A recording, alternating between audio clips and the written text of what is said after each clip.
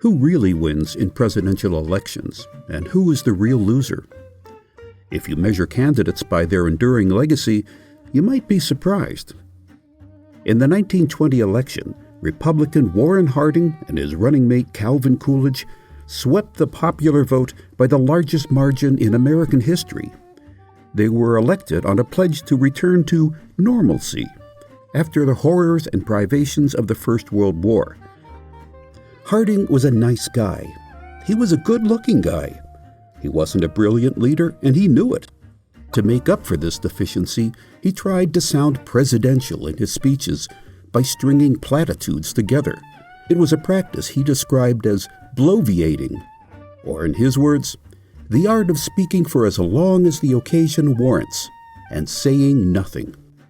Harding's best qualification for the job was expressed by his campaign manager, who, when he first saw him, said, "Gee, wouldn't he make a swell-looking president?" Harding stood for a return to pre-war America, which meant rejecting membership in the League of Nations. He appealed to nationalist pride and the country's rising spirit of isolationism. For his running mate, the Republicans chose Massachusetts Governor Calvin Coolidge. He had become a national celebrity the previous year when he helped break a major strike by police officers in Boston, firmly saying, "There is no right to strike against the public safety by anybody, anywhere, anytime." This was well received in an era when public sentiment had turned against unions. Americans also liked Coolidge because he seemed like a throwback to the earlier times the country wanted to return to. He was a plain-spoken, unpretentious man, and unlike most politicians, he said little. When he did open his mouth, he had a style of speech that sounded, as he looked, thin, acerbic, and grim. Now for the Democratic presidential candidate, James M. Cox, a name many of us have forgotten. You may be surprised to learn that, according to some historians, James M. Cox was one of the best qualified people to ever run for the presidency. An ambitious, efficient, highly successful newspaper owner, he'd started out life as a 35-cents-a-day janitor. The losing VP candidate in 1920 was a different story. He was a little-known figure, the former Assistant Secretary of the Navy under Woodrow Wilson during the war. That man's name? Franklin Delano Roosevelt.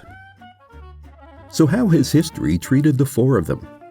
Today, historians acknowledge Harding's good intentions. For instance, he was outspoken in his call for racial equality. He did more than any previous president to enact anti-lynching laws. Historians also generally agree that Harding was not responsible for the corruption that surfaced late in his administration. The consensus is that Harding put too much faith in dishonest members of his staff. As he once confided to a newspaper editor, "I have no trouble with my enemies. I can take care of my enemies in a fight. But my friends, my goddamn friends, they're the ones who keep me walking the floor at nights." In 1923, the embattled president escaped Washington to tour the West Coast by rail. On August 2nd, Harding's poor health had him bedridden in San Francisco.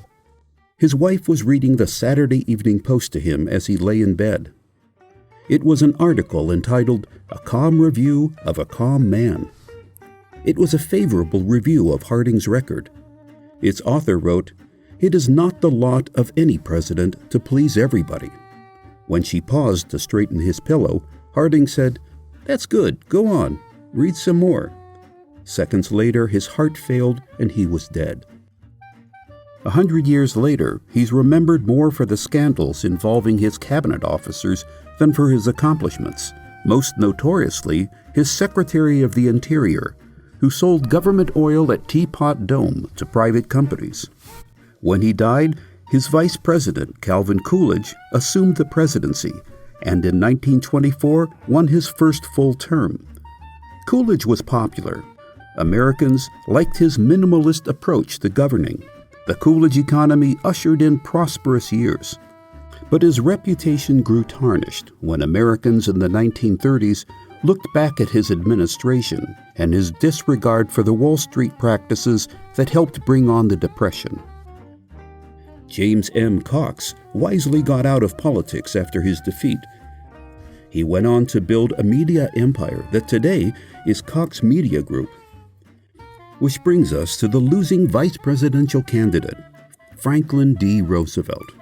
He wasn't discouraged by the loss. He planned to run for office again in 2 years. But the following August, he contracted polio. Within 2 days, he was paralyzed from the waist down. What followed was perhaps the greatest political comeback in American history. Roosevelt learned to stand and to walk, with assistance, on 2 paralyzed legs. By 1928, he was running again for governor of New York. He won that year, and again in 1930. And in 1932, he defeated Herbert Hoover to win the presidency. In the coming years, President Roosevelt would face a long economic depression and a world war. Under his direction, the government expanded its social services and tried to fairly distribute aid to workers and businesses. The World War came along to end the depression that he had failed to defeat. But Roosevelt prepared the country for war. He saw it through the years of fighting and helped make the U.S. the premier world power. When he told Americans they needed to have faith in ultimate victory, that they should keep hope alive in dark times, they knew he was speaking from experience. What should have been the most forgettable man in the 1920 race spent 12 years in the White House and changed American society and politics more than any president since Abraham Lincoln. Looking back at the election of 1920 and how the reputations of the candidates changed over time, we wonder about the candidates of the 2020 election. Will their reputation be rewritten in the future? The only thing certain is that in politics, nothing is certain. This video was brought to you by the Saturday Evening Post Digital Archives. Saturday Evening Post members can explore our 200-year-old archive and receive 6 issues of the Post print edition for only $15 a year.